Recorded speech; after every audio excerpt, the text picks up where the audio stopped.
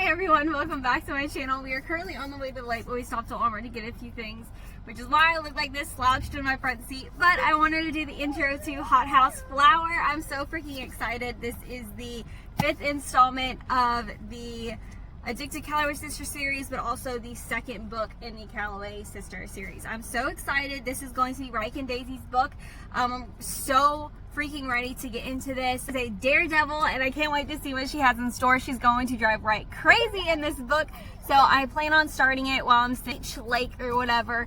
We're starting to read this, so like I said, I'm gonna go ahead and make the intro here. I'm so excited to get started. I hope you guys are ready to read it with me. Hi guys, I was at the lake on Saturday. I was only able to read the prologue. My daughter was not having it, so I didn't get much done, but Hothouse Flower. But there are a couple things in the prologue, just like with the sky. They give so much background in the prologue, and like in just a few pages, it's freaking insane with how much information you're given in here, like Ryke's background, how he kind of became the way he is, why he's a sarcastic asshole. To point out, one being, my mom was Sarah Hale, my dad was Jonathan Hale, I was no one's son. So him sitting there like, oh, well, no one chose me. I had to be, like, I had no choice in this matter. My dad didn't want me. I had no choice but to take me, and I'm stuck with her name. I'm a nobody. No one can know who I am, but I'm not the bastard child. I'm not, hey.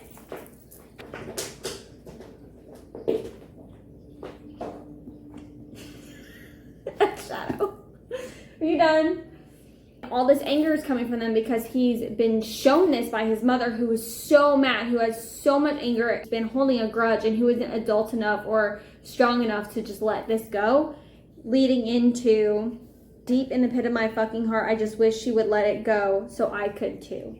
He felt like he had to hold on to all this anger because his mom was. He wanted to meet his brother at some point, but then he was turned around and was pissed at his brother because of everything that his mom was saying. Into pretty big detail in just a couple pages, and I think it's freaking amazing, and I feel bad for how Ryke's upbringing was, and we all hate Ryke's mom. Like, she's an evil, conniving bitch. I know that she was wronged and that she was cheated on, and she had a right to be upset and a right to be angry and to get what was owed to her, but the fact that she took that out on her own child, it's just not okay. That's not, your personal stuff is not supposed to spill over to your own child. And I know that because I am a parent. So it's just really not supposed to touch them. You're supposed to try your best to not let your personal stuff affect your child's life. And she did nothing of the sort. She pushed it onto him.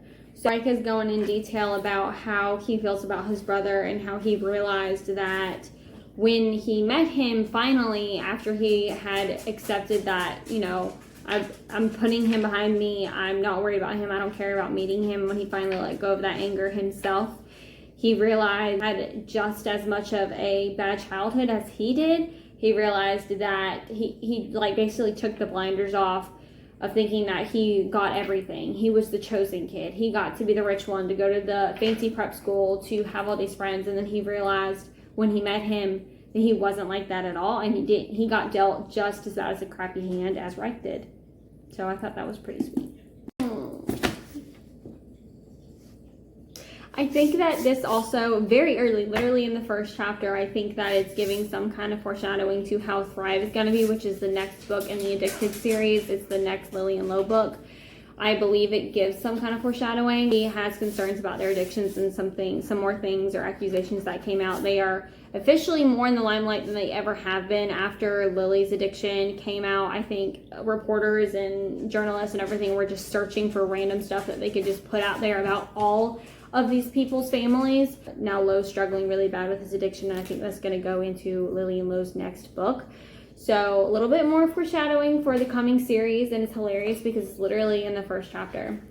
And chapter 2 is Daisy's perspective, and I'm so excited to read this because this is the first real chapter, not a bonus scene, that you actually get to read Daisy's mind. So I'm like very excited to do this and see how Ryke and Daisy are, because I really think that they're going to be my second favorite couple. I know that Lily and Lo, like, were the start of this series. This is why this series is, but I can relate to Ryke and Daisy and then Connor and Rose a lot better than I can Lily and Lo. like my personality is completely different. A lot of my interests are completely different. I love their story, and the love story that they have and the connection is amazing and beautiful. And I think that the addictions that they go through is a very strong subject, and the way that their story is written is absolutely amazing. But I think as far as on a personal level, I think the other two couples, so the Calloway sister series is more my take. They're my, I can personally connect to you more than I can Lily and Lo. So I'm very excited to start seeing Daisy, because she's someone I want to do these things. So I think this is something I'm gonna highly enjoy reading. Y'all, I can't. Well, every theory has an exception. Reich is mine. As I watched each friend call me a sex addict in training and a media whore, stabbing me routinely in the heart, Reich was the one who pulled out the blades. He even shielded me from them. He's like my wolf, dangerous, alluring, and protective, but I can never get close enough or else he'll bite me. He's my last real friend, but I know that's not entirely true. He's the only real one I've ever had. I love this because they are the best friends, and then they turn into more than that. So knowing that your best friend is your forever, is your love, I think that's one of the best kinds of love, because you have that formed base before the lust started. I think that's a solid ground to start a relationship on. I love the physical connection, which I'm sure isn't too hard for any girl to possess with a guy like Reich Meadows. There's something more strong and pure. A friendship built from 3 years of non-fucking, of talking and laughing, and yes, maybe a little bit of flirting. And below that, there's only need. My girl. So, in Daisy's first chapter, we get more intel on how she is. I already knew and even told you on the back of this book that she's the most happy, unhappy person. So she hides behind this happy facade, even though inside she's screaming for help, because she's not, but she doesn't want to worry anybody. She's the youngest sister out of all the Calloways, and everyone has their own issues and their own stuff going on, and there's such a huge age gap between them that she just doesn't want to put that on anybody. So she's turned to Reich, and Reich has been her closest friend, and he's always been that way, where he doesn't BS.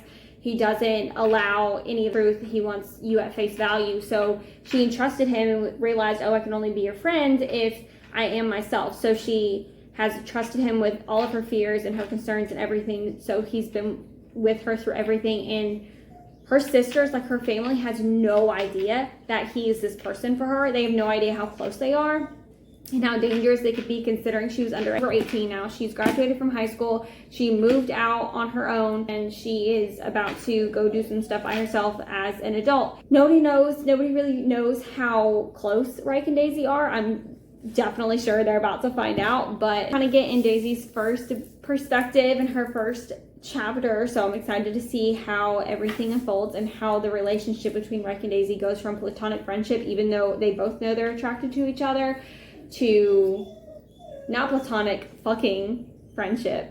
I think this will go down in history as one of the sweetest and cutest scenes ever, in my opinion, for me. He's by the sink, and I watch as he opens his toothpaste and squirts a line on his toothbrush and then a line on mine. He holds out my green Oral-B. I take it gratefully, and we both brush our teeth at the same time, pretending not to look at each other in the mirror even when we do.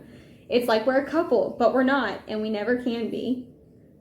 Even though we know that part's, not necessarily true, but at this time, yes. But that's so cute. It's literally like they're a couple. They're married, and they're living together, and they're a family, and they're brushing their teeth together like normal, like an everyday thing, and that's so cute. That's so cute. They're having breakfast for dinner. It's like a real, regular American freaking family. I think it's so cool, because I used to have breakfast for dinner all the time growing up. This book makes it feel like these people are so freaking real, even though they're rich and famous and fictional characters in a book series, but it still makes you feel like they're real. God. Reich and Daisy's start of a relationship is very forbidden. Tell you bits and pieces. They give you those in the other books, and obviously they're going to give you the full story in this one. But we already know that the age difference, although now she is legal, but also, if things happen between them, people are going to pick sides. They're all a friend group, they're family, and no one wants to be put out. And he made a promise that he would never do with Daisy like that, and it's very hard because he's having those thoughts about her. He doesn't want it's like a Romeo and Juliet kind of situation. Definitely not as harsh, but it's where no one wants them to be together for multiple different reasons, and it's definitely going to be a sticky situation where different things are going to have to happen for them to be together. I just really wonder how the writers are going to make that happen. No, fucking no, right? But maybe I don't deserve something more. Yes, you fucking do. You deserve a lot. You were handed a shitty deal of cards or whatever you want to call it when you were a child. You don't deserve that as an adult. Yeah, I know the woman that's out there for you at the moment seems like forbidden fruit, but everyone will come around. I just don't ever want to be faced with the decision of having to choose between them. If that day comes, then fuck me. That definitely sounds like something that Reich Meadows would say, but I want to know how everything works out. I know it does, but we're in the beginning. The sticky stuff. Bruh, I fucking can't. Me and Daisy have the same exact sense of humor. We don't fit well at all. Her lips lifted in a mischievous grin again. I know how we could fit better. Fuck me. Don't. Oh my god. That is me. I say that shit all the damn time. I have such a dirty mind, and I say that stuff like I turn every little thing dirty. That's hilarious. I love that. We have the same sense of humor. Oh my god. I love their conversations. I love the way that I can be in Reich's head, because it's what I want someone to think, or what I want a man to think. Like, I'm so fucking pissed about it because I want to be the person. Like, I'm so jealous. I don't want you to be with anyone, even though I know you can't be with me, sort of thing. And I think it's so sexy. She just pushes him in the way that he describes her and how attracted he is to her, but how fuck he's trying to hide it. I try not to look at her as anything more than she can be, but she's gorgeous. Not because she has this natural fucking beauty, no makeup and bold green eyes, smooth skin and delicate face. She's beautiful because she can make the saddest person in the world grin, and she can make the loneliest guy feel something more. She's youthful and wild, primal and really fucking innocent. She's all these things that scream big fucking risk. I cannot tell you how much I relate to Daisy, especially in this situation. I mean, I've dated guys in their late 20s, but we couldn't have sex. I wasn't 18 yet, and I wasn't about to break the law and have a guy thrown in jail for sleeping with me. You have no idea how much I relate to that. I lost my virginity to a man who was 8 years older than me. We had this flirtatious relationship for 2 years, and I waited so that way he wouldn't get in trouble. Now, mind you, this relationship did not last. It was nothing more than physical, but I also, the same way Daisy feels about, she had sex early and she wanted to do these things because she felt left out, and because her sisters are always older, and because she's a model, and because she's been put in these situations where she's with people that are so much older than her, and in situations where she feels like she should be this age, but she's not. The way that she feels left out and she wants to be a part of it is me. That's I have that same exact insecurity. And when I got to a certain point in my teens, I was like, I'm over this. I'm not waiting. I want something. And then when I found someone that I wanted to do it with, he was way too old, and I wasn't willing to go that. No one would get in trouble. And literally that sentence right there was a part of my real life. That's crazy insane. Again, another very relatable sentiment from Daisy that reflects on me.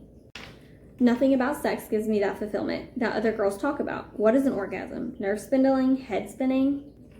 I used to have those issues. I don't have those really anymore, but I used to not be able to get that feeling, and I used to never chase after, like, able to replace that feeling or to have a feeling that's similar to it.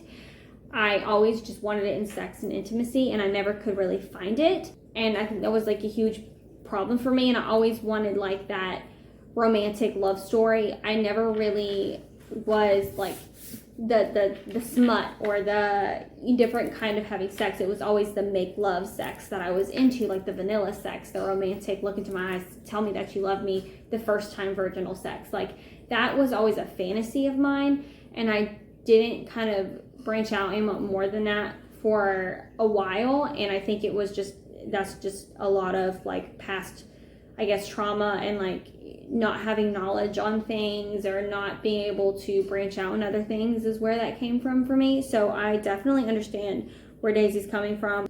I feel in part of what she's saying, the feeling that she had where she wasn't satisfied by it. I had that issue. I was able to, you know, find someone that I could have that intimacy with, and then we both learned each other's bodies and so on and so forth, and I was able to branch out and enjoy other things and not just have this one like image and fantasy in my mind that sex had to be like.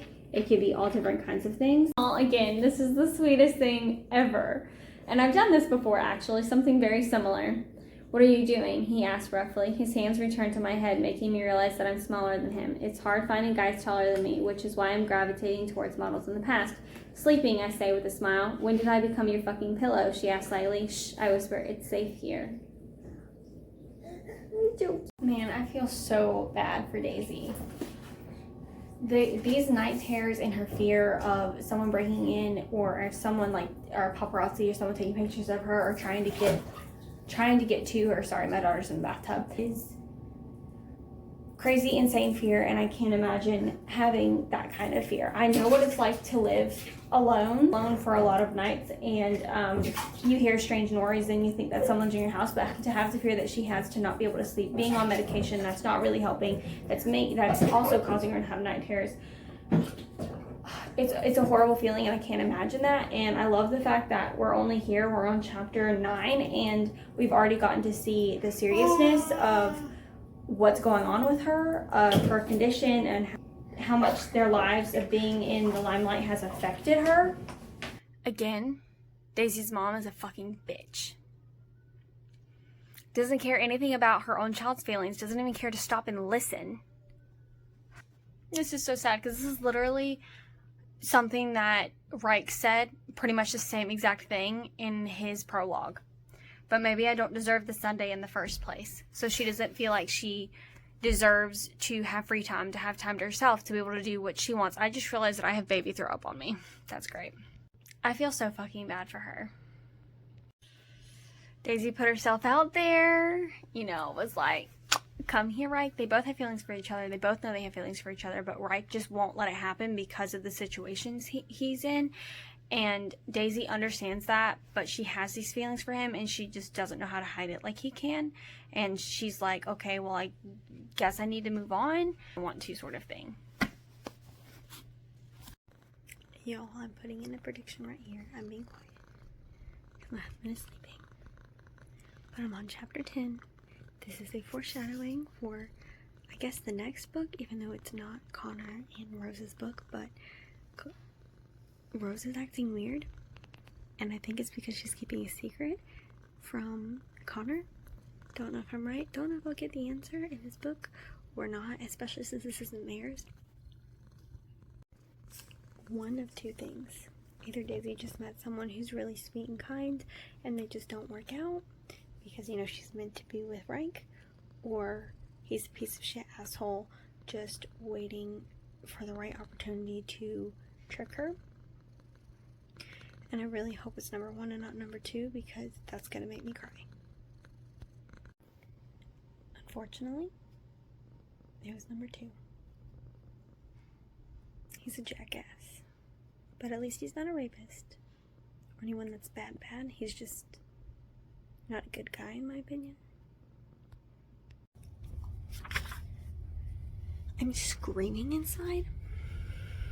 A, because what she just witnessed, she can't ever unsee.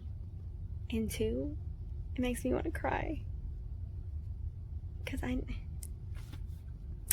think I would have the same feelings, but a little bit different than she does. Like, I feel like I would be a lot more jealous and probably want to bawl my eyes out. But she doesn't want to bawl her eyes out, but she definitely is jealous. But I can't believe that happened. I can't believe she saw that. I can't believe she has to see that for the rest of her life. Especially if she ends up with him, she's gonna have to see that image forever. And I'm a jealous person, and I don't know if I could handle that. God, that sucks.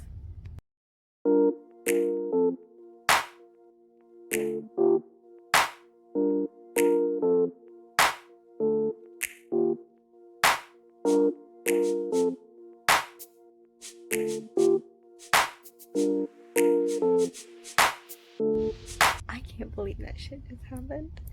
But I'm glad that he knew that it happened. So I think it's gonna open up something else. Oh, I can't. This is sweet. Towels, she whispers. I point to the hall closet and she tiptoes there, my shirt riding up to her waist. I don't look at her bare ass, mostly because it feels like I'm cheating on Daisy. The guilt just keeps on coming. I had a guy over tonight. The temperature drops 10 degrees. My head is fucking submerged beneath the ocean again. That gritty salt water sliding down my throat. I see an older guy fucking the hell out of her and I almost kick the coffee table. I calm down with a deep breath. Don't punch the fucking wall. Oh my god, he is so attracted to her. I think he is in love with her, but he has never said it to himself because, you know, he can't be. He's not supposed to be. And he's so pissed over any other guy touching her or being with her, thinking of her, looking at her.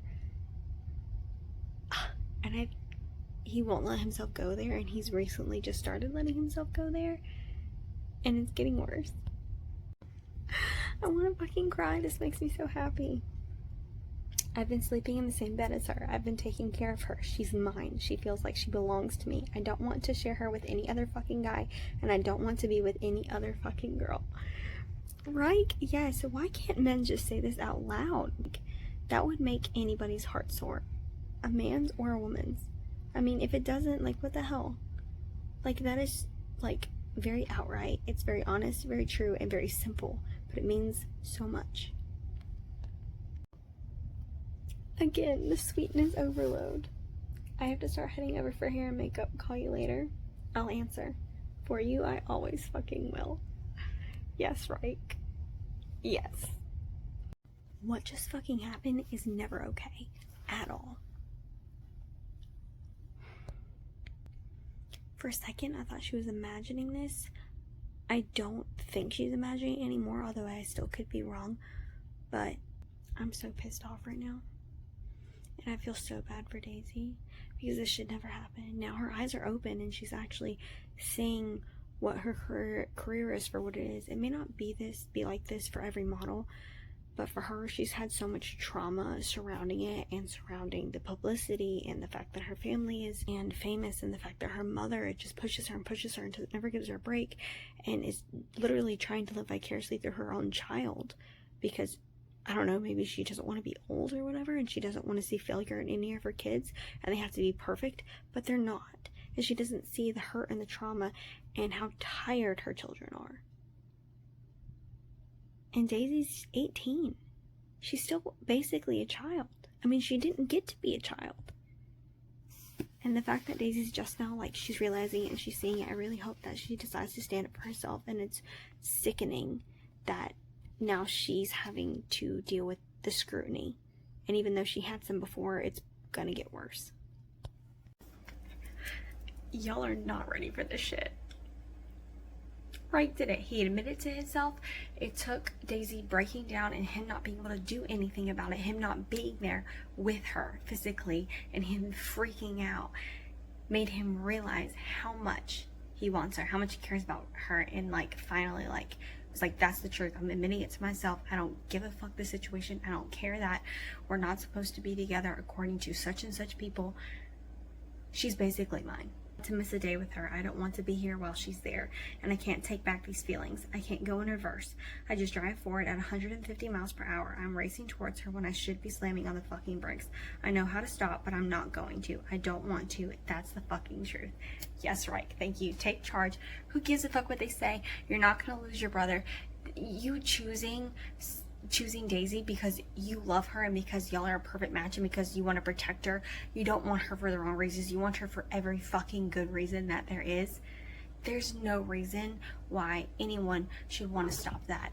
Y'all, she is above age. Y'all were friends first. Y'all are basically already family. So, I mean, like, I don't see any wrong in it. I know the situation and I know why Lo feels the way that he does. It's trauma. I get it. And I really, really want to claw Daisy's mom's eyes out so bad. She deserves it.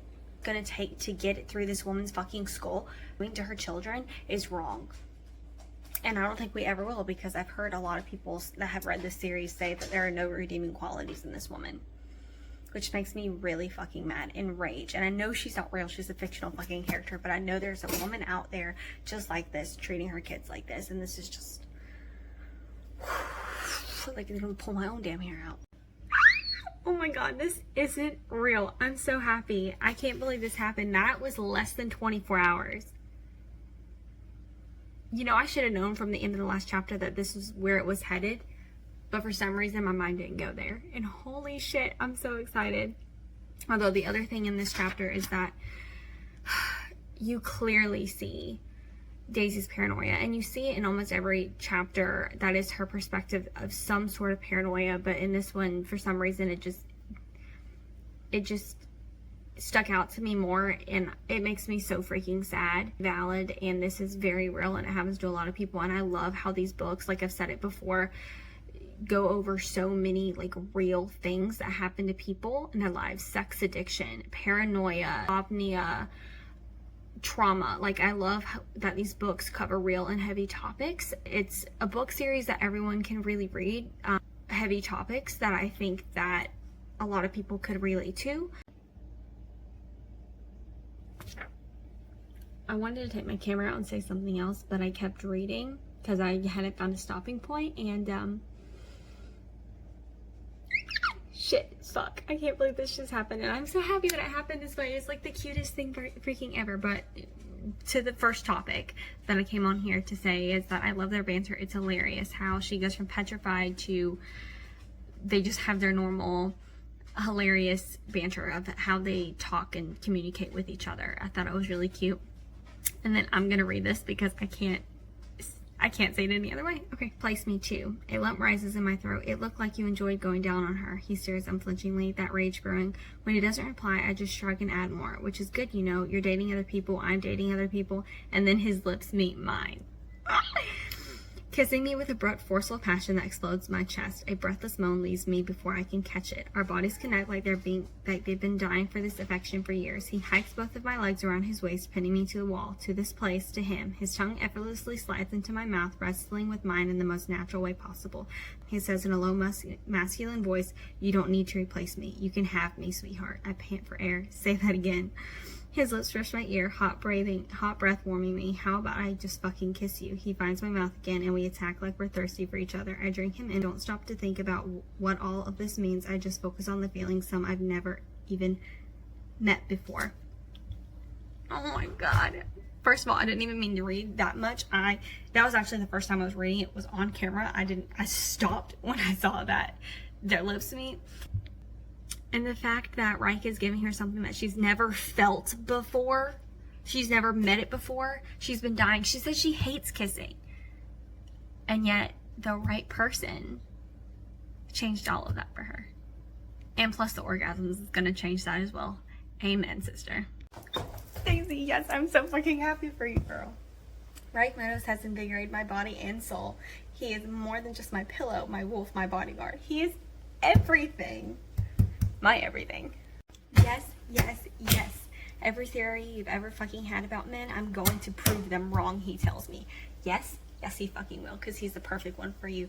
Because y'all just match so amazingly. Y'all's energy matches so amazingly. Y'all are both daredevils and both love to chase highs and do crazy fucking things. Y'all are perfect. And the fact that Reich wants to be adventurous and do it in random public places with the fear of being caught, I mean, how hot is that? I said this in one of my last videos, Lily and Lowe's videos, that those are some of my fantasies that I would love, although I know it's illegal, I would love to have that, to do that. And he wants to do that with her, and it matches so well because she's the same. Duh. Holy shit. And it's even more fucking sexy because it's not an ideal situation, but at the same time for people sneaking around, it is sexy because, you know, you're gonna get caught kind of factor. Ellie, can you stop whining, please? But at the same time, I wish they could just be together because they're meant to fucking be. I mean, anyone with eyes can see that. Blind people can see that. I watched you go down on another girl, Pain wells inside me again, and my stomach tightens at the image. You kissed her knee. You looked at her like she was beautiful. He covers my mouth with his large hand. Fucking stop. I've ignored a lot of bad shit in my life, but I don't want to ignore this one good thing anymore. It's too painful. He stares at me deeply, and my chest rising with something pure and warm. I kissed you tonight because I want your lips to only touch mine from now on until forever. That's the fucking truth. He drops his hand. My heart can't stop slamming into my chest from now until forever. I skim my hands down his arms. He doesn't withdraw. He's serious. He wants to be together. No more dating other people. You know what's so fucking cute about that, and what kind of reminds me, and I guess it can resonate with my own life, is that my husband and I have a saying, I will love you until the day after forever, which is so freaking similar to what he just said to her. From now until forever. Ours is until the day after forever. I will love you until the day after forever. It is something that he gave to me on our first Christmas together. It was a quote that he really, really loves, and he thought that matched us perfectly, and I thought it was really cute, and that has been like our thing ever since. So that right there resonates, and if I annotated books, that would be something that I would highlight, because that to me is very personal. Yep, and this is exactly what I was fucking talking about. I need to check on you without worrying anyone else. They read the tabloids too. Who? I asked. Who came? Surprise. I do like surprises. But this one will be bad no matter what. Being alone with Rex sounded like a hot, steamy vacation. Add in one of my sisters or his brother, and it turns awkward and uncomfortable. But definitely more dangerous. Danger. That is alluring, and is what partially drew us together in the first place. I realize right now that this is the beginning of something new. Be still, my heart. Oh my god, y'all. Daisy just had a night terror in front of all three of the guys, and only one of them know. And we already know Connor's fucking genius, and he knows that this is not just a couple times that this is serious, but doesn't want to say anything, because I think he knows what's going on between Reich and Daisy to a certain extent, but obviously he's not going to say anything in front of Lo, because he's smart enough and nice enough, even though he's an arrogant asshole, to not do that publicly in front of Lo, because Lo would lose his fucking shit. But oh my god, what happened? That makes me feel so bad. And I've never had a night terror myself. And again, this is another topic that this book goes into, because night terrors are a real fucking thing. Get her to wake up, for her to not hurt herself, was intense. Oh my god, Reich, I'm so sorry. You're stuck between a rock and a hard place, and it feels like there's no way out at the moment. I do wrong by him. I wonder if the only way to move forward is to unearth my past with my brother. I don't know if I'm ready for that shitstorm. Oh, Reich, my heart. I'm so sorry, man. Alright, so you know how I said that I thought that she was imagining the photographer that was just of her, and she didn't know it was real? Well, in here it says, my eyes, a large body behind the lens. I blink and my heart jolts. I look around for the source, but there's nothing around us but people rolling their suitcases to the lobby elevator. Daisy, Reich says. He holds my face, trying to get me to look at him. Sweat gathers on my forehead. It wasn't real, I whispered. That flash was in my head. So it's happened before. So I don't know if the book's going to clarify or not. So I don't know if that part was real or if she was imagining it. This is so much Daisy that she doesn't want to put any burdens on anybody. She just wants to take care of herself, even though she can't. Not right now, not with her mental health that it is. I didn't want to be the center of attention or cause anyone more grief. Pulling Reich into my mess was enough of a burden. I couldn't imagine doing that to more people I love. I feel so bad for her, because it shouldn't be a burden. Yes, you're going through something, but your family is there for you to help you in these kind of situations, and I just really hope she didn't feel like she was a burden. But I completely understand why she does, because she's the youngest, and she was always treated kind of like the outcast, and everyone's thought that she was perfectly fine and happy because she never acted like anything was wrong. So it makes my heart hurt for her and her situation. I knew it. This is so sad, but also so fucking sweet, because all her issues started to get really bad when reality series ended and she moved back home instead of living with everyone.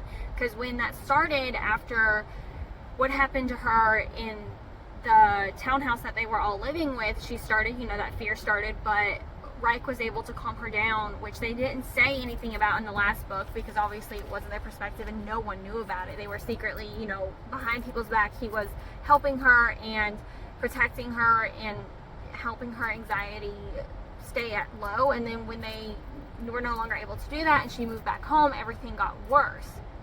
And what's sweet is that Reich is like literally explaining to her for the first time that those 10 months killed him because he wasn't able to be close to her and wasn't able to help her or do anything because he knew that how bad her anxiety and her fear was. And I know he didn't realize how bad it had gotten until they got close again after she moved out of her parents' house, but it's still the sweetest thing ever. It sucks that it's in this situation, but it's still really sweet. Oh, it's so freaking sad. Man, Reich has so much trauma of his past that he's just trying to forget and like pretend that nothing ever happened, and Daisy is not trying to get anything out of him, I guess, like not prying, but just, you know, trying to get to know him a little better, coming out of conversation that she's like, oh, I didn't realize that you knew this, how did you know that? And he like instantly and just doesn't want to talk about it because it's his past and things about his parents that he just doesn't want to relive and he wants to forget ever happened, which is very unhealthy and something I know he's gonna have to work through in this book and probably throughout the rest of the series. Being in that situation, like being in Daisy's shoes, trying to be there for that person who doesn't want to acknowledge these things happen to him, I know can be difficult, but they both have issues going on right now, and I know that she's, you know, strong enough to handle that, and she's not going to push him, but I know that he loves her, even though it's not mentioned yet, but I know that he loves her, and that eventually that she's going to be the person he is going to open up to. I can feel it. Oh my God, so much hurt and so much pain is coming out in this 2 pages in this chapter. One, Reich just did something that really freaking sucks for his brother, but his brother let him do it. And that makes me so upset.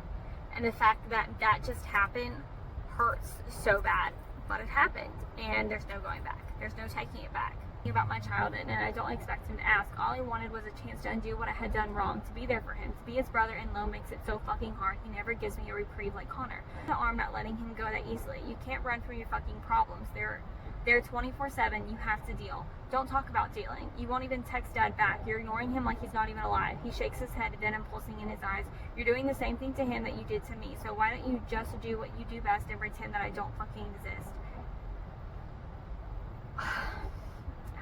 His words slice cleanly through me, the pain like a fucking swift punch to the gut. Lo never needs his fist to fight. He shoves past me and Connor stops him before he leaves the pub, calming him down. I can't. That makes me so sad that just happened. But we all know that Lo fights with his words, that he's a mean motherfucker that can cut you down with one word. And it sucks because we know he doesn't really mean them to the extent, like deep down he doesn't mean to say them to hurt you. He's just doing it because he's angry and he wants you to get out of his way. Now some of the things that he says may be true, but the way he says it, he doesn't mean it to come across like that deep down. But on the surface he does, because he's a drunk, he's an alcoholic. My heart hurts for them because it seems in this book that a lot of them are having issues and that everyone seems to be backtracking and no one's dealing with their issues, which is a normal thing to happen. It's real. It happens in everybody's life. And it's weird because you know how books have the beginning, the middle, and the end, and there's always a climax, and there's someone is doing good and they fall back and they do better. It's hilarious because this book in this series, it's in the middle, so it's like that where they were doing good in all these other books, how they were starting to get back on the right track, and this book is showing how they're backtracking, and then in the next books it'll show how, you know, they're getting back to what they need to get to, which is what I think the next book, Thrive, is about Lily and Lo working through their problems again and getting to where they want to be. So that's a really good observation. Oh my God, what just happened was highly freaking intense, and I feel so bad for Daisy because what's happening, once she protected her friend and then she got sucked in, and then 2, with all the issues that she's having, this being added on top of it is not going to help. It's going to fucking make it worse. At least that's what I'm thinking.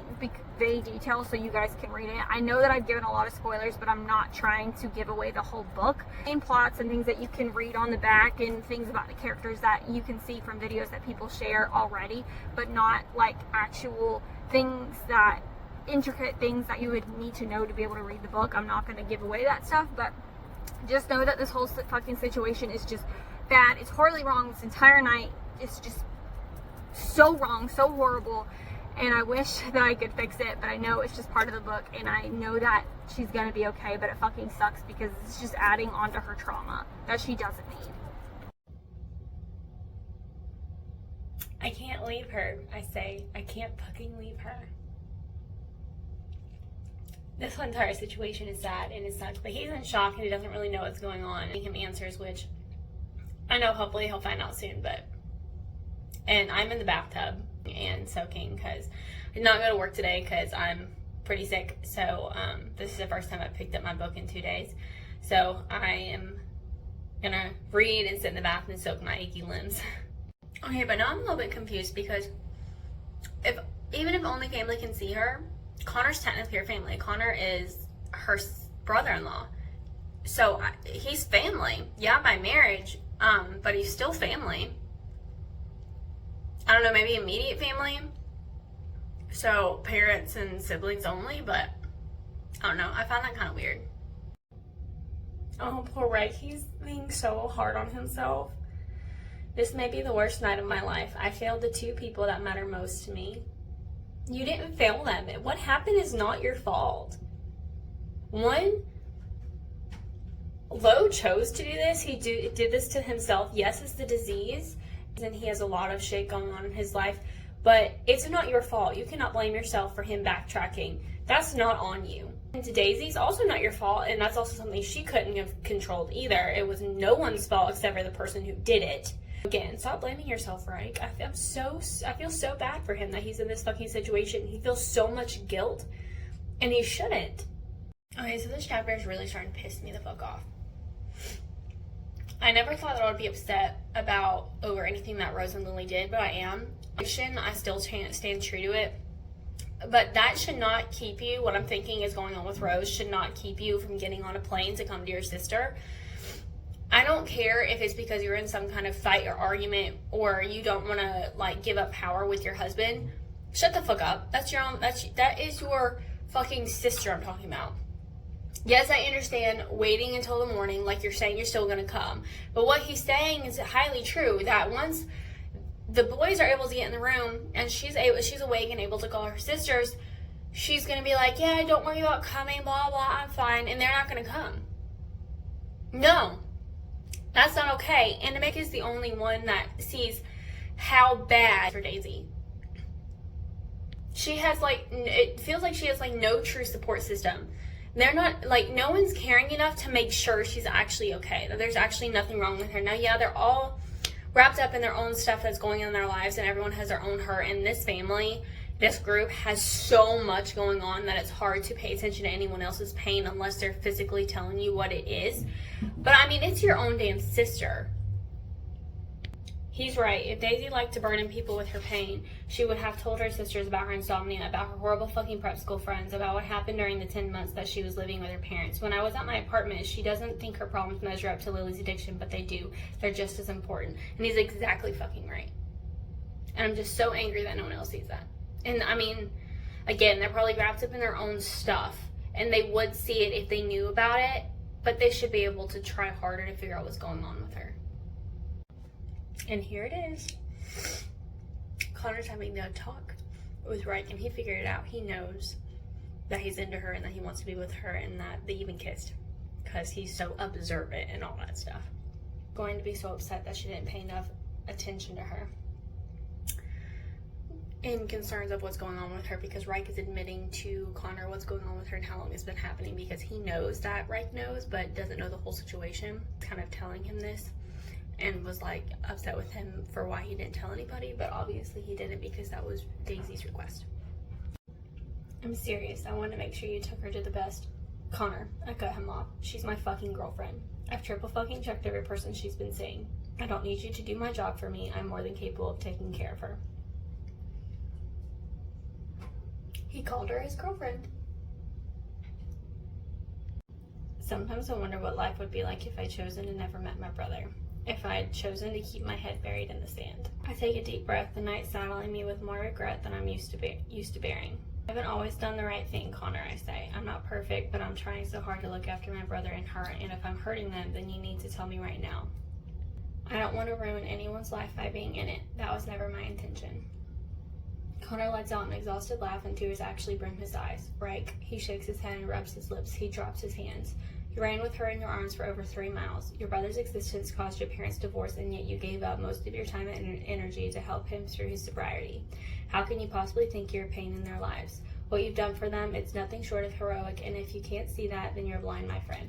A hot tear rolls down my cheek. Having that come from Connor is like the biggest freaking compliment ever because of who he is. And having that reassurance from him, in my opinion, goes so far, goes so much further than anybody else. Saying that to him could. Happy that that happened and maybe like ease his mind a bit, especially being in the situation that they are in. And like I said, Reich is putting way too much fucking pressure on himself, way too much guilt that he shouldn't be feeling, and he's blaming himself for a lot of things that happened. And I really hope that Connor just took some of that away, even though I know it's a lot harder to let go of that stuff than it is just poof. It doesn't work that way. It's so sad. But he called her his girlfriend.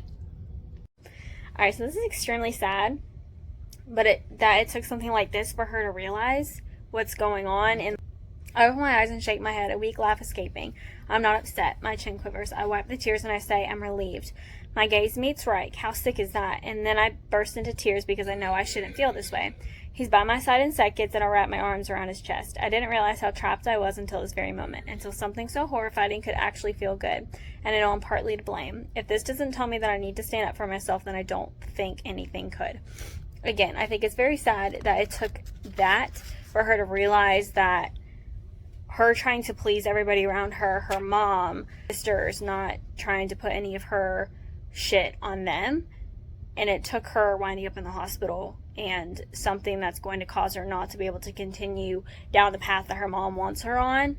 To realize that is sad and it's sickening, but if that's what needed to happen to get her there, then that's what needed to happen. I fucking knew it. They wound up not going to see her. At least they put up a bigger fight than I thought they would. I also talked to Rose and Lily, stopping them before they flew out to Paris. I don't want Lily to miss college or Rose to cancel meetings for her fashion business just to see me. Again, they're your sisters, they're your family. Doesn't matter. You were hurt. They need to come see you. It took some convincing and a 2-hour argument, but I won out this time. I go off, and I come for the very first time. Finally! Heaps my full while.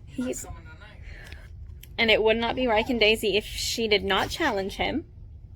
Better than chocolate, he asked, swiping my lips, which stay parted. His forearms rest beside my head, propping. I don't know, I pant. I think I need to test that out 5 or 6 more times to make a definitive answer. I smile playfully. I have a strong fucking feeling that we'll hear your answer quickly. I love your strong feelings, I tell him. I love watching you come, he says, like it's simple fact, but it's not simple at all. Well, they finally did something more than kissing. It wasn't to the full effect, but Reich did to her exactly what he said that he was going to do, that a guy should get you off multiple times before he actually has sex with you. So that was really hot, and it was in a public, like, hospital where they did it, so that was also kind of hot. I fucking can't. What we fucking have. I love you beyond physical attraction. He cups my smooth cheeks, looking deep into my eyes. I love you, Days, because you're the wildest fucking girl with the biggest fucking heart. He shakes his head like it's an inconceivable picture. I'd be the unhappiest fucking guy. He told her he loved her for the first time. That's cute. Very. The first time I told you I loved you, you didn't say it back. Look at us now. That's because I was waiting. I remember it clearly. It was the night before I went to see back-to-back wrestling events. Yes, it was. Yes, it was. Yeah. In your Monte Carlo. Right. Yes. I remember. Then I got pulled over twice and got a ticket. That wasn't that same day. It was. Because it was when I was leaving to go get Phil from work, and I was going to pick up Jamar and get Phil from work and then go out of town. Okay, but I told you I loved you when you got back, didn't I? When you got back. In the same car, I had my head on your lap, and I turned over, and I said it. See, I fucking hate this, because Wright keeps telling himself that he's not worth it, that he feels so much guilt for so much crap. That's not his fault, and he doesn't, like, he was telling Connor that he doesn't feel like he should be in anyone's life because he feels like he's ruining it, but little does he know that all these people that are in his life will love him desperately and want him there so badly. To Daisy, I think I've hit the lottery to have him in my life. To me, he's worth every loud moment, every peaceful silence, the crazy and the sad, the restless and the quiet. I would trade it to all be with him. He has no idea. He's so hard on himself and has no idea how much these people want him in his lives, how much he does for them, and he just doesn't see it.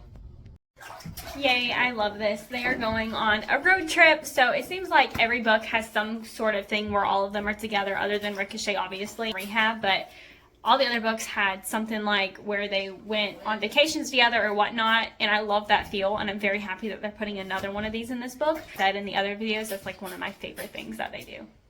The way that he knew he wanted her before he even knew her, like just literally saw her right before Lily told him who she was. He was like, I want her, and wanted her more than just, you know, to do it. Just wanted her as everything, and I think that's really fucking sweet.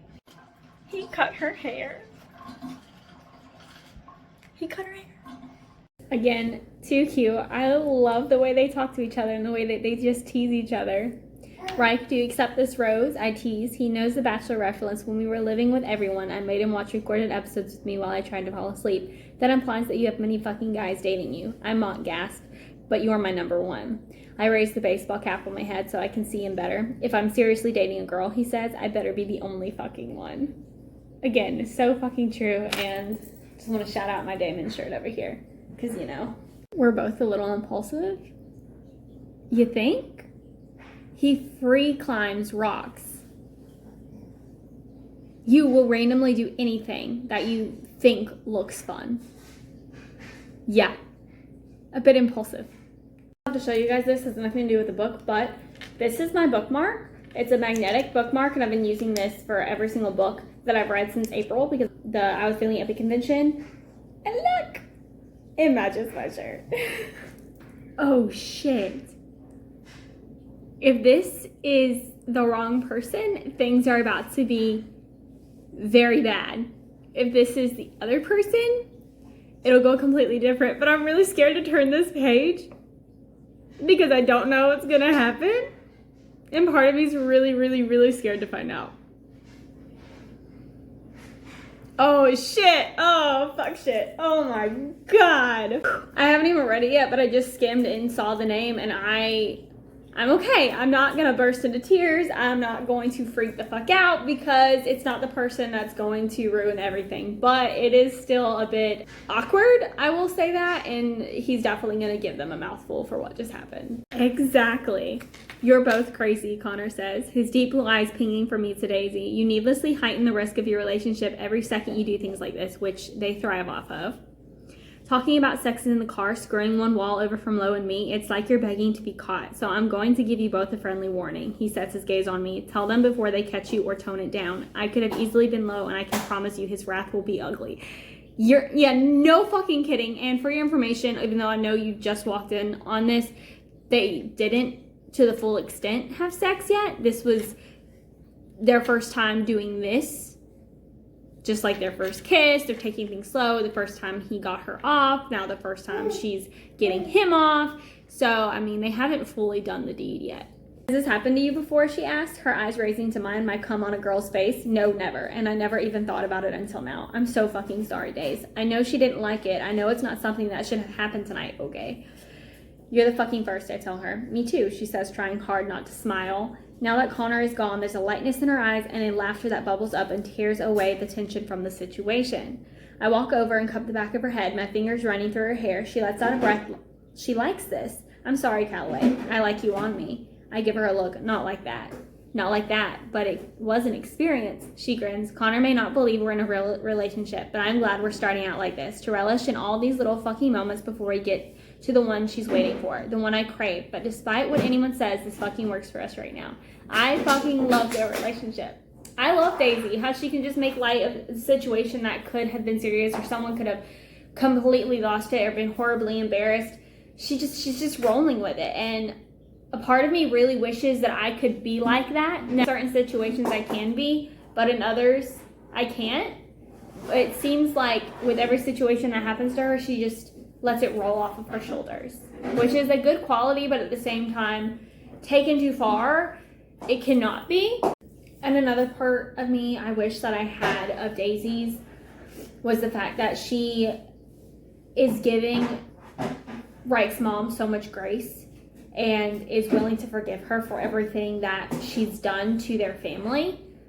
Because in my opinion, she did ruin their life, and that's exactly what Reich is saying. My anger, even from this being books and books ago, and it's been like 2 years since it's happened, but for me it's only been a couple months, but still, that anger's still there for me. But Daisy's willing to do that. Change what, Daisy? He shrugs. She already ruined Lily's life, he states matter-of-factly, but his eyes are dark. She ruined your life in roses, and she broke my fucking heart. It's fucking over. I swallow hard and lump in my throat. She didn't ruin my life, I say softly. Reich glares. Don't even fucking start.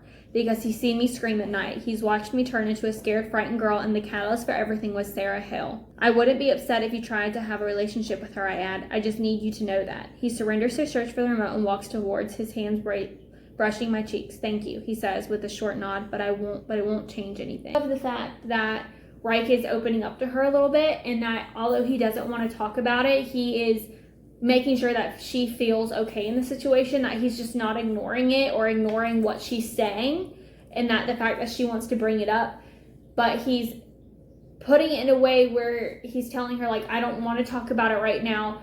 It's not going to change anything. Thank you for caring, but no matter what you do, it's not going to change how I feel.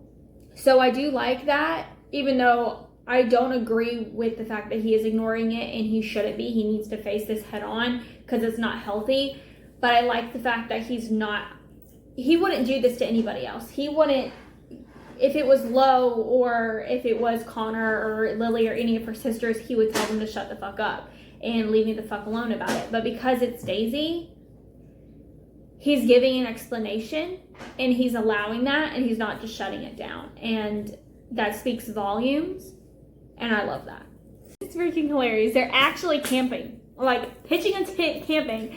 And Connor's out there in a freaking suit and some loafers in the mud. And this is hilarious because this is just not him. He wouldn't do this. And I just think that the banter that they're having right now is hilarious because this is just not something that he would be caught dead doing. This is just another sign of how Daisy doesn't like to worry anybody or put any of her stuff on anybody else. She just wants to deal with it herself, even though she's not really dealing. She has to go backwards and recount all the pieces that were knocked over. Reich says I need to let it out, to scream. Why scream if it just hurts everyone around you? Poor Daisy.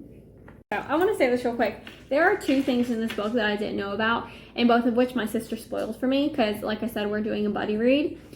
And I told her she could spoil one thing for me, not both of them, and she spoiled both. So I will say that what was just said, I think, is a shadowing for one of my predictions that I had. So that she told me was the prediction that I had about the secret that Lily and Rose were keeping. So unfortunately, we don't get to see my total shocked reaction because I kind of already know the extent of what happens. I don't know how it happens or how it's resolved or why it happens. I just know that it happened. So you'll get to see some kind of shock, just not OMG. When I say I love this, and this is like nowhere near could be the hottest comment ever, but in my mind right now, I think it's very hot. In the woods and rustles in the trees startle her awake. What was that? A big bad wolf, Daisy jokes. Daisy gasps. He's right here. She tilts her head up at me. I raise my brows at her. I can feel my brother watching, and I'm not fucking sure what's going on in his head. She leans forward and licks gooey marshmallow off her finger. My arousal heightens as she quickly grabs my attention. Her eyes lock on me, and she whispers, Big bad wolf, are you going to eat me? You're a dirty little girl, Calloway.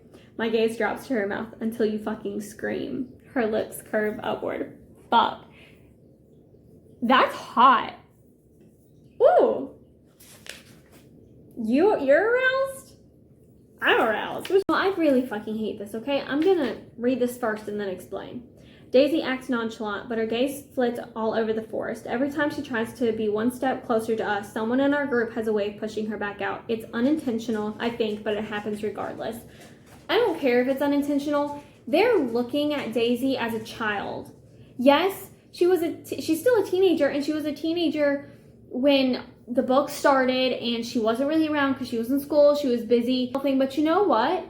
She's probably more of an adult than everyone in that entire group, honestly. Maybe excluding Connor and Rose, but Lily and Lo, she's probably more mature and knowledge about a lot worldly than anybody else in that group, because she's been around. She grew up so fast, and yeah, she may be 18, but she probably feels like she's their same age or even older. And it freaking sucks that they see her as a little kid and not as one of them. She's family, but they treat her like she's 5.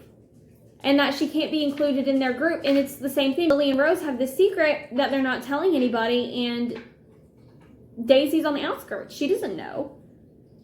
And that feeling sucks, because I know that feeling myself of being left out, of always being last pick, of being the last one to find out something. I've always hated that feeling. And today I have trauma from that as an adult, to where that stuff seeps into my relationships. And one of the reasons why I always like to be in the know, I always like to know what's going on with anybody that's in my life that I'm close to, and why I get that anxiety feeling in my chest when I don't know what's going on, or I find out things last minute, because of how I was treated when I was younger. And I don't think that's how Daisy is, because Daisy is a very confident woman. But again, that messes with your psyche, especially if it's from your family. It doesn't matter how many years difference y'all are. You have to realize that age is just a number, and that there's a lot more things that go into it than that. So that really hurts me. And yes, I know it may be unintentional, but it's wrong. And I think that if Daisy would speak up about it, that it would change a lot faster, and it would have in the past. And I know that Daisy, it sucks, because I know that Daisy's the one that can change it, but it also sucks because they should be able to realize it. They should be able to see it. It finally happened, you guys! She leans back against me and clenches my hair, letting me fuck her how she deserves to be fucked, with attention and so much love. It finally happened, and the way it happened is so sweet, and Mary just fits them and their relationship so well. Yo! Fucking finally. Nothing has ever compared to that. She kisses me before I can say anything. I smile and kiss her back. Then I cup her face, my legs magnetically finding her smooth ones tangled once again. Better than chocolate, I whisper. She breathes like I took her on a marathon, not a sprint. You're in another league. I skim her cheeks with my fingers. Yeah, I smile. You're finally found the league you're supposed to be playing in days. I could hear, she whispers, the better than chocolate league. No, it's so much. I absolutely love this quote, and it's in here because this is something that can relate to probably almost everybody for something in their life. That I could be anything and do anything, and no one can stop me but me. I say what he did. You are your own anchor, right? When you fail, you hurt yourself more than anyone else. Do you want to keep burning, or are you going to let yourself rise? Beautiful words that can go so fucking far to somebody. But I'm assuming told Rose everything about Reich and Daisy, and she knows that they're also together, like not outright said anything about it, but has gone straight to the point with it. And Rose wouldn't be Rose if she didn't threaten him about, being with his sister or whatever, but not in any kind of way that Lo would do it. Obviously, I think that she is okay, but she's not, obviously can't say anything because Lo would freak out, and it's not a subject that's just open to the public. And Rose even mentioned something to it about Daisy without outright telling Daisy, yeah, I already know, probably because of Lily. I don't know if Lily knows or not, but for sure Connor has told Rose what's been going on with them, and it doesn't seem like Rose cares. I mean, she cares, but not in the sense of, I'm gonna fucking kill him, they shouldn't be together, I'm gonna chew their asses out sort of thing. God, I fucking hate this. I hate paparazzi. Give people their privacy. Scrutinize these people, ruin their lives. It's none of the world's business to know their personal life. They did not choose this. They did not choose to be in the limelight.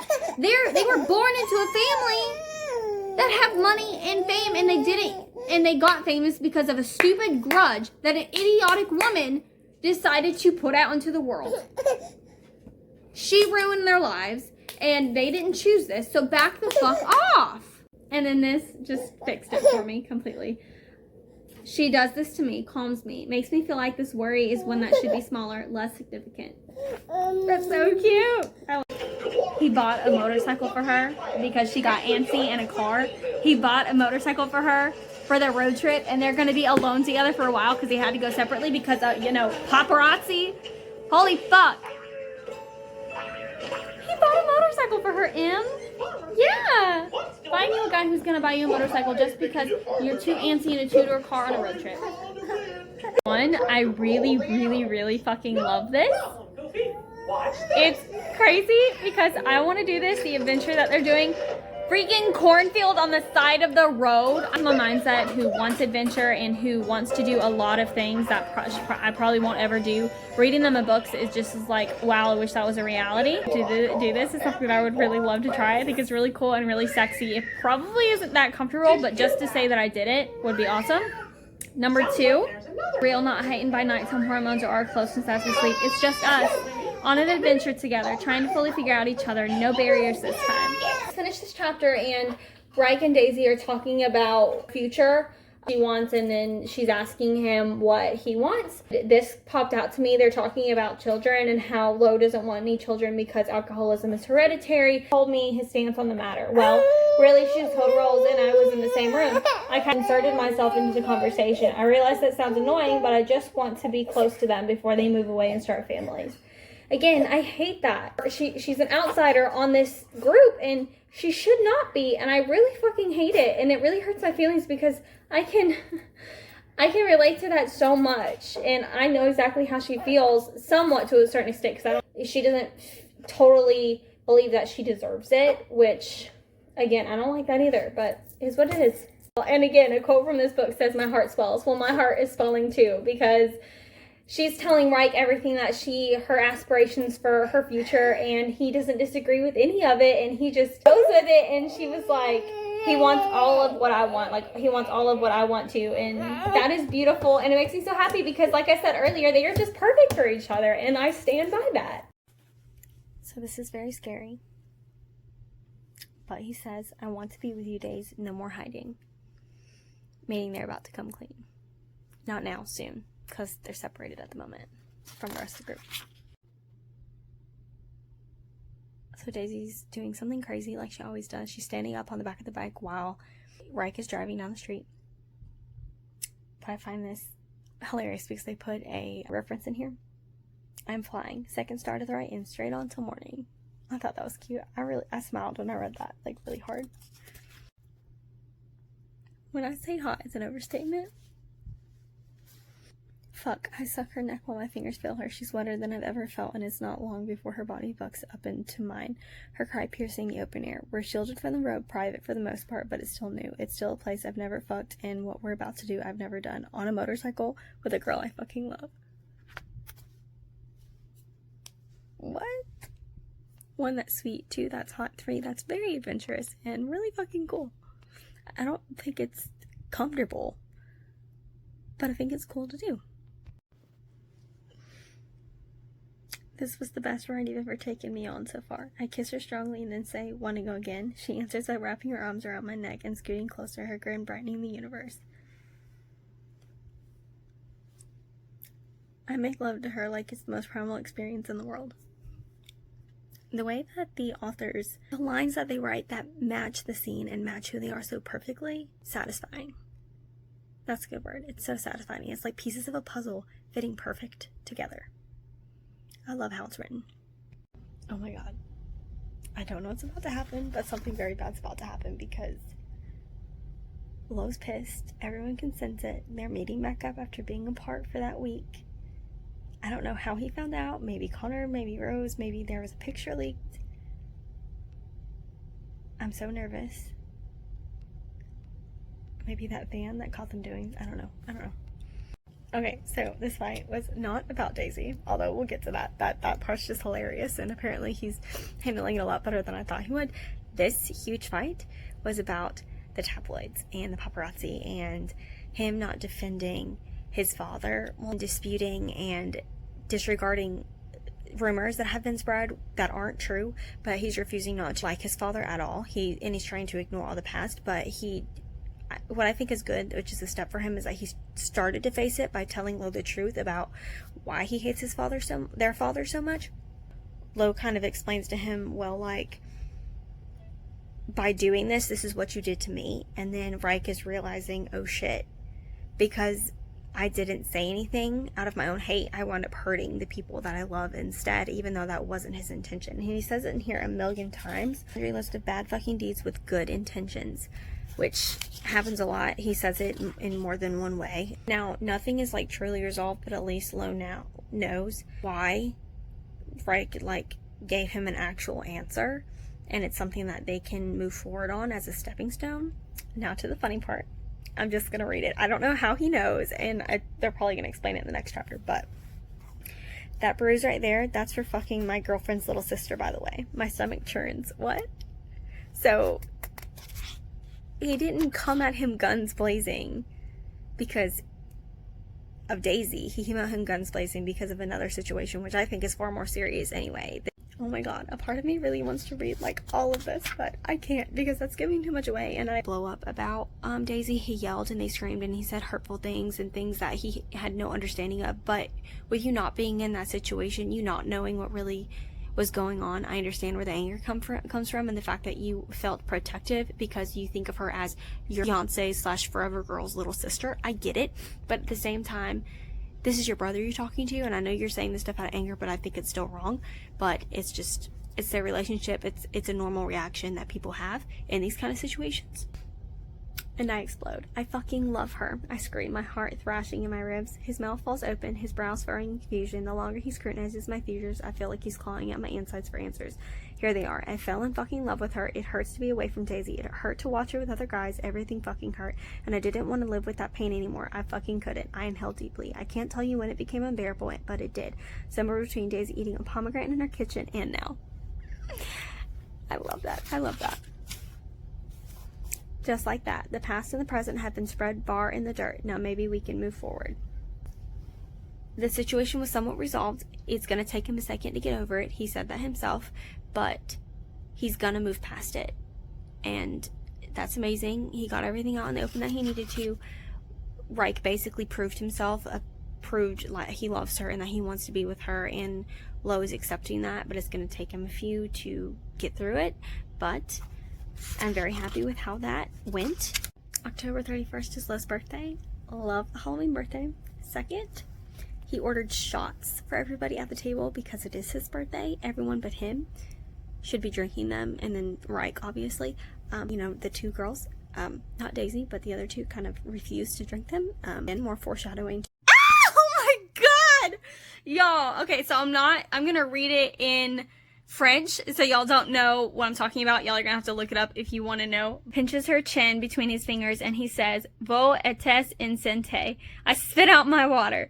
Just like that, one word, insensé. If that's how you pronounce it, I don't speak French. Don't come at me. And my cover is blown. Fucking fuck.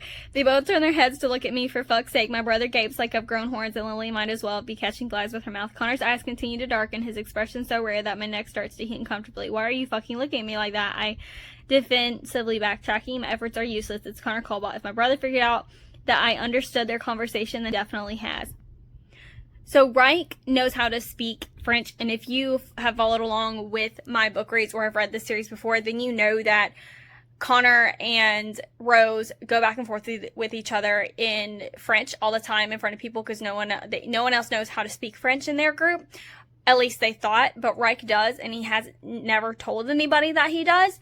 And this conversation that they're having in front of everybody in French, Connor's, eavesdropping. The secret that's been going on, the prediction that I have, just got admitted, and I was fucking right. Or fucking correct, as long as they don't take it back and be like, I was covering for so-and-so. Prediction is correct. I called it. Prediction just literally came out that it was admitted, but it wasn't supposed to be it wasn't supposed to come out. It's supposed to be a private conversation. And then Reich literally tells everybody in a couple sentences after that. Oh my God.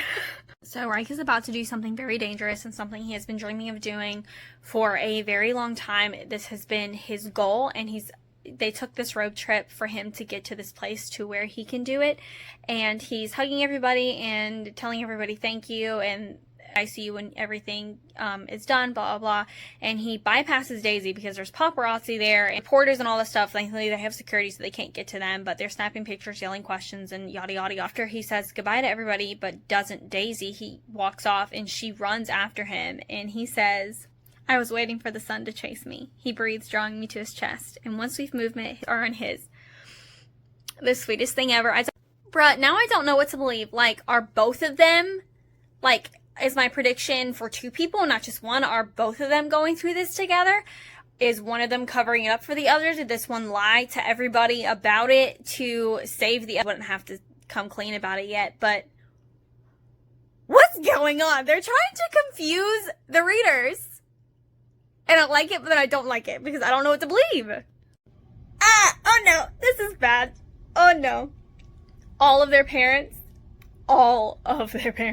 under his breath, we're about to be stuck on a plane for 5 hours with our father and the girl's parents with no way to escape. This is going to be a fucking nightmare. Possibly? Very possibly.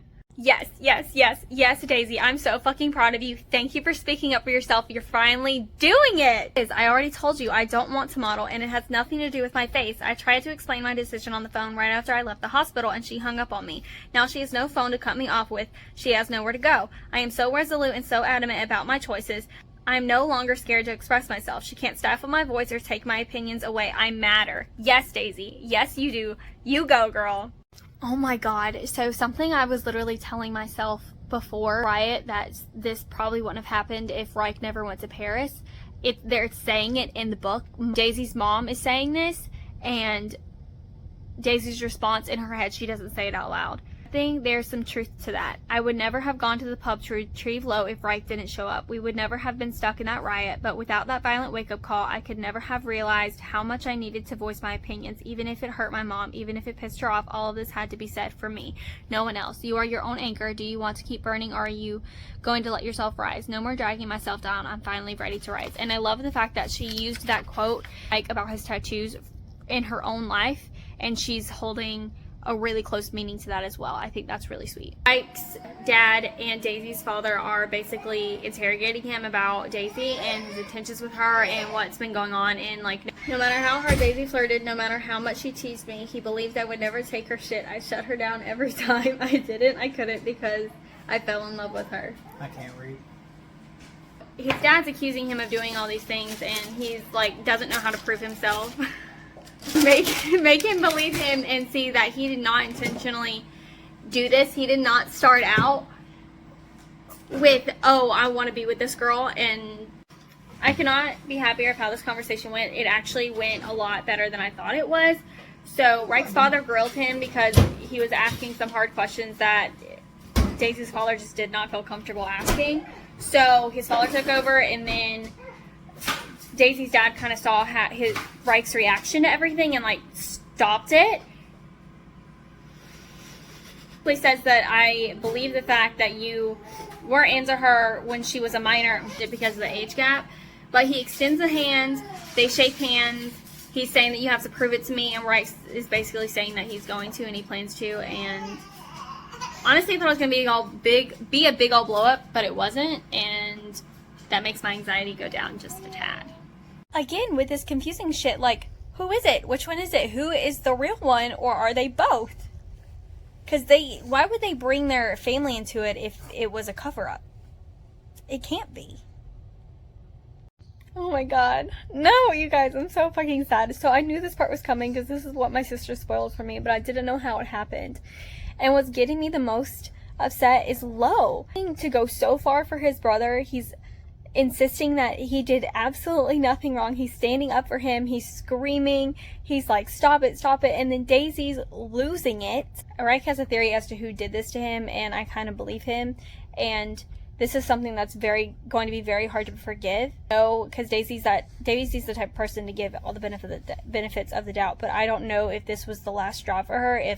Because if it's true that her mother did this, then I don't know how Daisy's gonna take it or how she's gonna react to it. And then him screaming in the back, just letting it all out. He was so happy and he had everything, and then everything was just torn away from him in 2 minutes.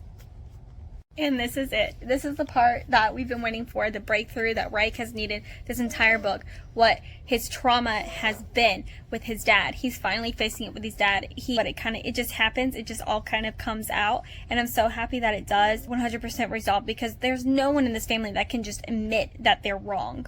They're not there for the heartfelt words. They do a very tough love kind of situation. I breathe through my nose, my heart beating quickly. I don't know why all of a sudden I feel so fucking overwhelmed. I realize that I'm thankful that he's here, and the sad thing, I don't want to feel that way. I'd rather stay angry. Why do I have to hate all the good parts of a person? My mom, I think she's fucking taught me that. Every time I thought about my brother in a good light, she'd crush that vision. She'd focus on the bad, and so did I. He's wanting to change, and he's going to try and change, and he's going to work through the issues to have a relationship with his father. That's what it sounds like. And that makes me very proud. And this is exactly what I mean.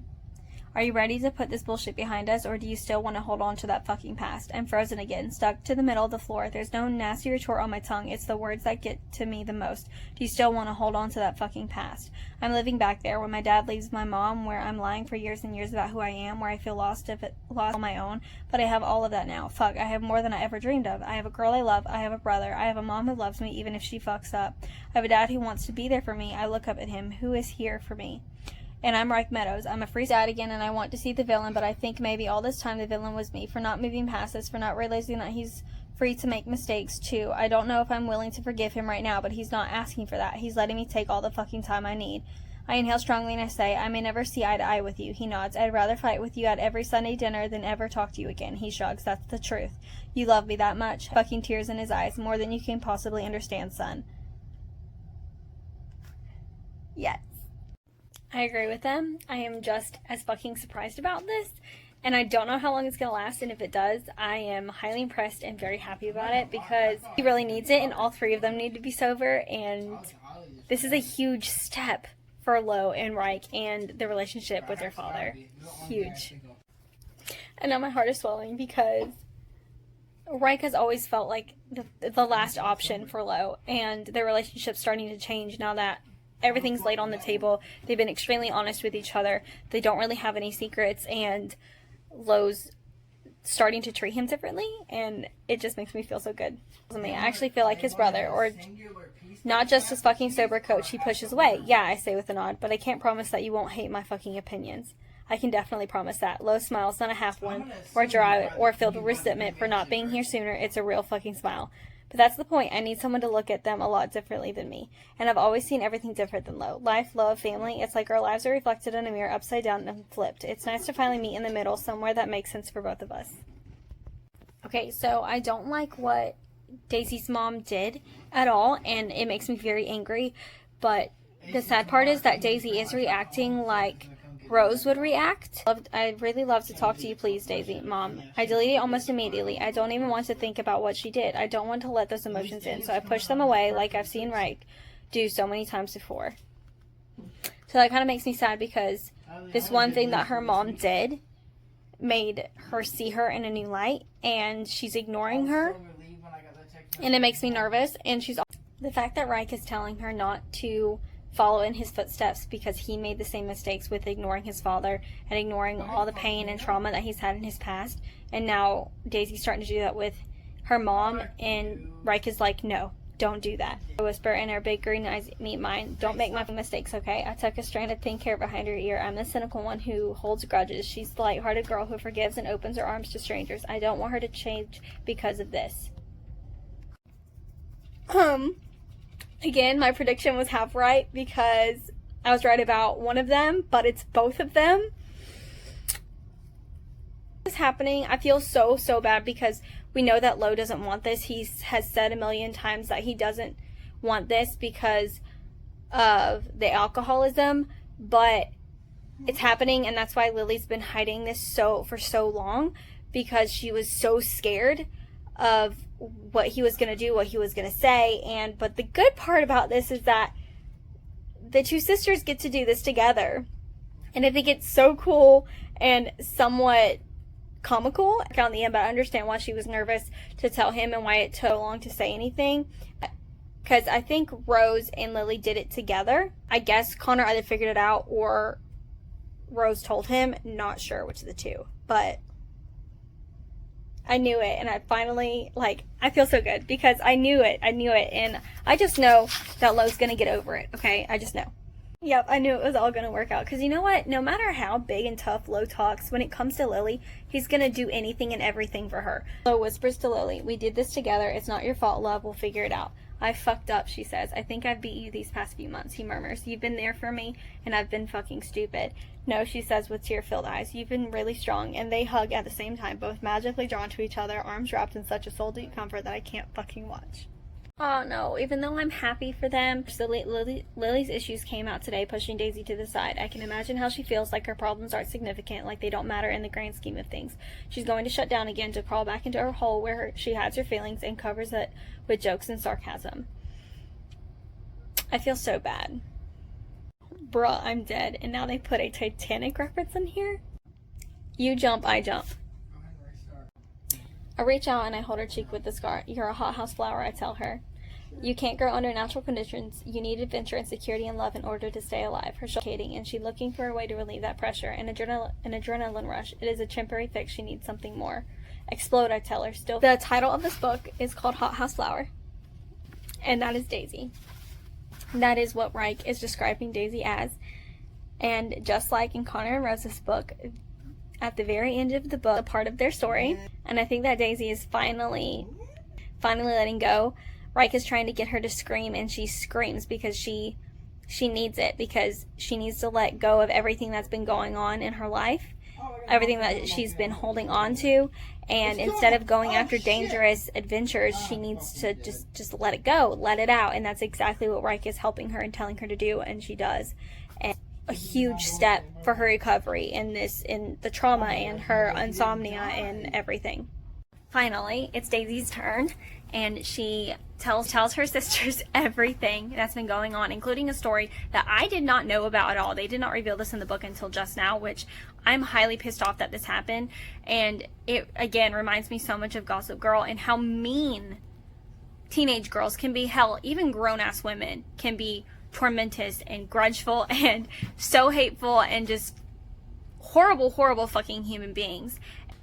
It's over, it's in the past, and the fact that she finally opened up to her sister and she knows what she needs to do to be able to get better is what matters. "Boys are like pillars," Rose tells me. "Reich is something to lean on, but they don't make you move. You have to do that for yourself." "I want to be stronger," I whisper. "I just don't know how." "One step at a time," Lily says, "and you've already taken the biggest one." Rose kisses me on the head, and Lily tackles me with her hug. I smile into these tears, the sadness that is ready to leave. I don't think I've ever cried so much, but it feels good. I feel light, airy, like I can breathe, which is amazing, and that's exactly what she needs. And I also fucking love this part because, like I said, they're vacations, and when they're all together in a group setting, I love it. It feels so homey. It feels like One Tree Hill reunion. It feels like best friends in Gossip Girl. And the fact that the suggestion of all of them moving in together, all 6 of them, as well, and I know that's exactly what Daisy wants, because Daisy was so scared of not being able to get to know her sisters and being apart with them before they grew up and everyone separated and they had their own families or whatnot. And Daisy's finally going to be able to get that connection with them and get to know them without holding anything back like she has been. And then Reich took a page from Daisy and is reconnecting with someone that he cut off from his life that he loves so much, because this person destroyed other people in his lives and people that he loves and cares about, and he is giving this person another chance, and I think it's all because of Daisy. Oh my god, I can't. It's like everything's falling into place. Reich is doing so much better. What he refused to do, what Lo really wanted him to do for Lo, not for his father, but he let go of all the hate and the rage he has for his father so he could stand up and tell the public what was true and honest. He's taken so much steps, and everything's just coming together, and like it always does. And this right here says so much because it was somewhat how this book started, and now it's how this book is ending. My breathing steadies and my head feels light. When I look beside me for the first time, I don't see the weight on my brother's chest. I don't see anything tugging him backwards. He's fucking smiling. The sun streams through the trees, our distance shortening with each step. Pride for him consumes me, and it's at 4 miles in when he leaves my side and takes 5 lengthy strides ahead, and that I know he's going to outrun me. Lo doesn't look like he has the weight of the world on his shoulders. He actually looks happy, and that's not how this book started. I can't. I climb onto the bed, and my fingers outline her tattoo before my mouth and tongue follow. The ink on her skin forms a dream catcher with 3 feathers, but along the frame is a small design of a wolf protecting all of her restless and wild fucking dreams from the bad. I can't believe she got a wolf tattooed on her. Wolf? That's Reich. She calls Reich her wolf, and that is the cutest freaking thing ever. Okay, so I finally freaking finished it. It's done. The last chapter was very sweet, especially with the wolf tattoo. I first Razy, which is Reich and Daisy, and they are my second favorite couple. I think all time Connor and Rose will be, but I have more. I can relate to this couple on a personal level a lot more than I can Lily and Lo, which is why they are my top 2. Sad that it's over, but I know that I'm going to find more and see more of them in the next book, and they do have another book coming, as well as Connor and Rose. So that was Hothouse Flower. I'm going to link my other read with me's down below. This is the 5th one. We have a few more left to go. I'm so excited because October is coming fast, which is when I get to meet these authors in person. So stay tuned for my next one, and I will see you there.